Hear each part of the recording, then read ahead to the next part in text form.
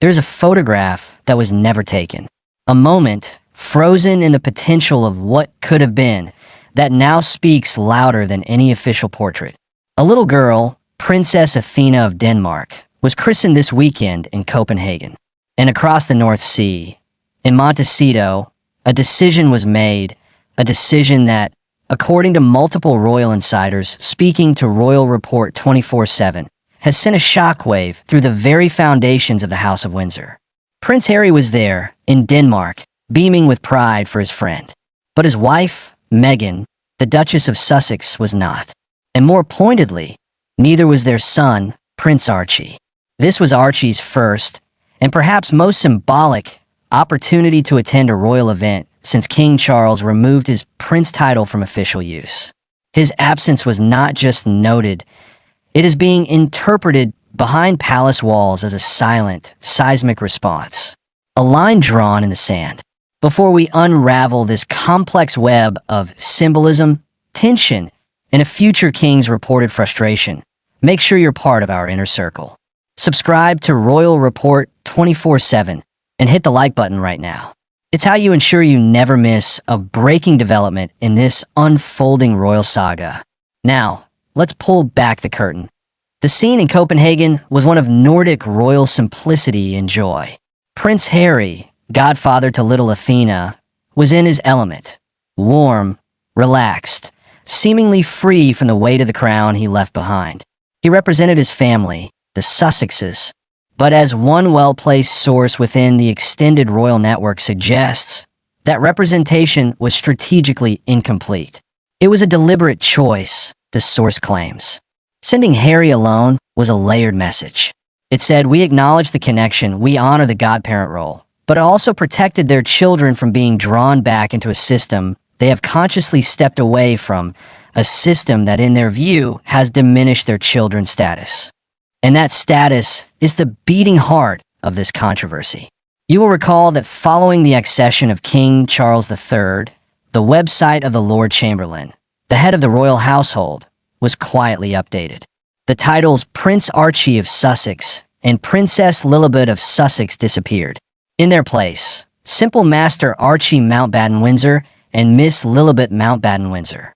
Officially, this was a matter of bureaucratic consistency, aligning with King George V's 1917 letters patent, which limited princely titles to the children of the sovereign's grandchildren through the male line.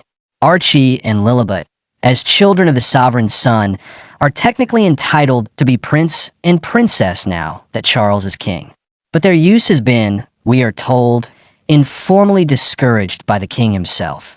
A royal biographer with close ties to the palace staff recently commented that Charles wished to present a slimmed-down, modern monarchy, and that the Sussex children growing up in California were not seen as working members of the firm.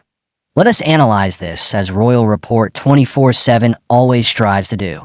From William's reported perspective, shaped by a lifetime of duty and the relentless scrutiny of the press, the situation presents an impossible paradox. On one hand, his father, the king, has set a precedent for a smaller, more focused royal family. On the other, his brother's children, his own niece and nephew, are caught in the crossfire. But the reported frustration stems from the belief that Harry and Meghan demand the privileges of royalty, security, status, reverence, while rejecting the constraints, the scrutiny, and most importantly, the unity of purpose. By withholding Archie from the Copenhagen event, a source close to the Waleses claims William sees it as using the child as a pawn to highlight a grievance, rather than simply allowing him to enjoy a family moment as a cousin. It creates, in William's alleged view, a narrative of exclusion where one need not exist, further fueling the divisions he is said to desperately want to heal, or at least manage. And then, there's the Princess of Wales, Catherine, often the peacemaker, the bridge builder. But even bridges have weight limits. Insiders suggest Catherine's primary focus is, and has always been, the sanctity and normalcy of her own 3 children's lives. The constant global drama surrounding the Sussexes is seen, in this camp, as a turbulent current that threatens to destabilize everything. It pulls media attention away from the work of the working royals. It reframes family moments into political statements. And it puts her children, George, Charlotte, and Louis, in a position where their every public appearance is contrasted against the private, guarded lives of their California cousins.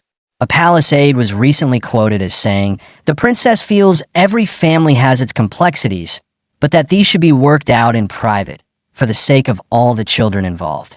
The public spectacle benefits no one but the headlines. But what does this mean for the future? This is where the historical patterns become chillingly relevant. The House of Windsor has survived by adapting, but its history is also littered with painful, permanent schisms. The abdication of Edward VIII, the estrangement of Princess Margaret, the tragic, media-fueled rift surrounding Diana. Each time, the institution prioritized its own survival above the happiness of the individual, and the family fracture became a historical footnote. Are we witnessing the early chapters of the next great fracture? The one between the heirs of William and the heirs of Harry. The silence from all parties is deafening. No official comments. No leaked letters. Just the quiet, persistent reports from those on the edges, painting a picture of a Cold War being waged in the most intimate of battlegrounds, the family album. This story is evolving by the hour. The tensions are real, the stakes are existential, and the outcome will shape the British monarchy for generations to come.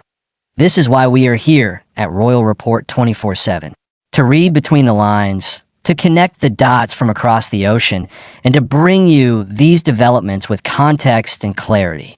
If this deep dive into the unspoken rules and silent battles of the royals captivated you, then you need to be here for what comes next. Share your thoughts in the comments, hit the like button to help us grow, and most importantly, subscribe to Royal Report 24/7.